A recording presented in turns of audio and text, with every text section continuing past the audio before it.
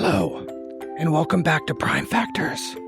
I'm Joe, and I'm being very, very quiet because it is bedtime. And I'm gonna surprise Abram with a little bit of a history bedtime story, and I wanted to share it with you. This one's gonna be about the midnight ride of Paul Revere. The real one.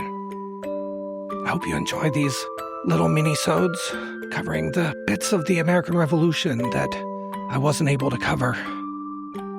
I know Abram didn't want any more specials, but I'm kind of cheating. Sorry.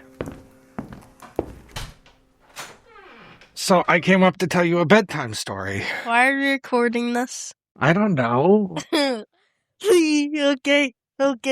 What's the bedtime story? Okay.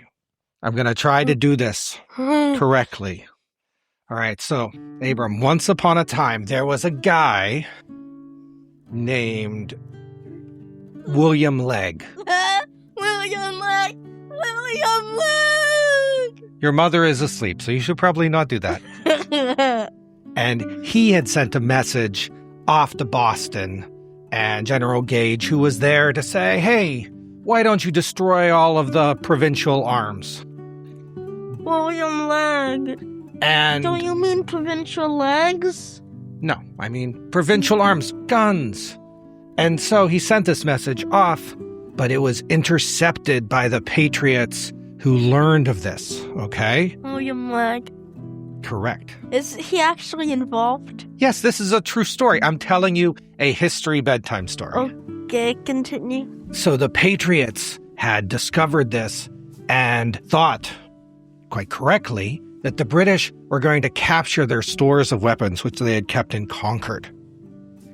And one person in particular, a very famous person you might have heard of, Paul Revere. They named a town after him. Is Revere named for him? But it's probably I don't much know. older than him, so I guess not. I have no idea. The point is that Paul Revere had set up a system where when they discovered that the British were going to do this, they weren't sure if the British were going to do it by land or by sea. And so they set a signal in a Charlestown church steeple that would be 1 if by land and 2 if by sea. But won't they be far enough away that they just blur together? You know, it's a very interesting question. And in fact, they were only up there for a few minutes, and they were to be seen by the Charlestown militia so they could go inform other people. But the point is that Paul Revere now had to get a very special message out to the towns west of Boston to tell them that... I have a question. What if there are two British forces, one by land and another by sea?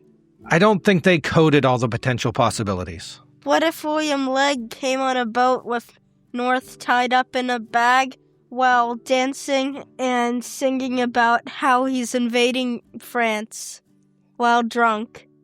I'm fairly certain they did not come up with a number of lanterns for that one, but it would have been up there. So the point is that Paul Revere, right? What does Paul Revere do? He has his famous ride. He rows across the Charles River. He rows across the Charles River? In a boat to land on the North Shore because Boston was pretty locked down at that point. He couldn't leave.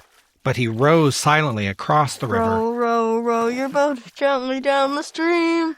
He gets a horse, and then he races off towards Lexington and Concord, not shouting the British are coming, because that would have given it all away, but more quietly letting everyone along the way know that, in fact, the British might be trying to seize the stores of goods and weapons in Concord.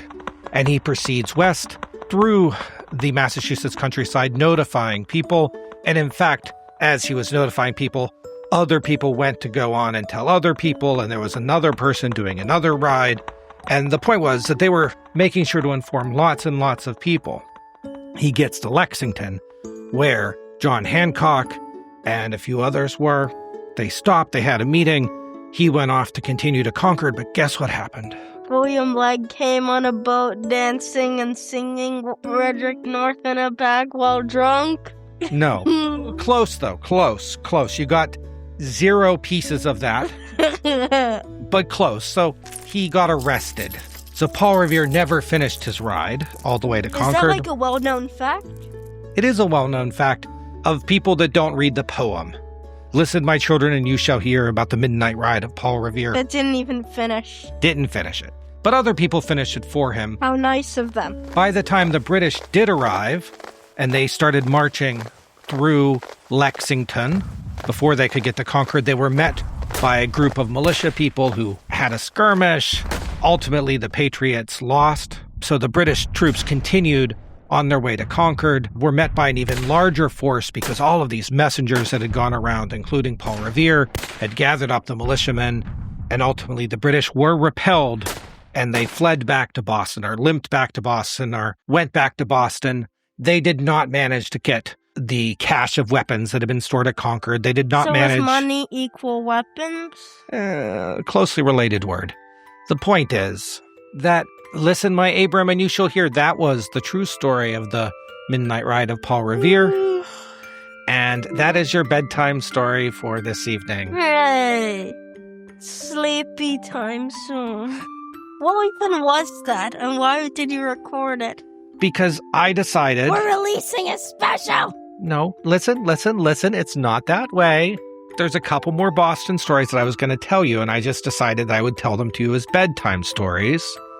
And maybe if I was going to tell you them, that I could record them, and they would just be very fast.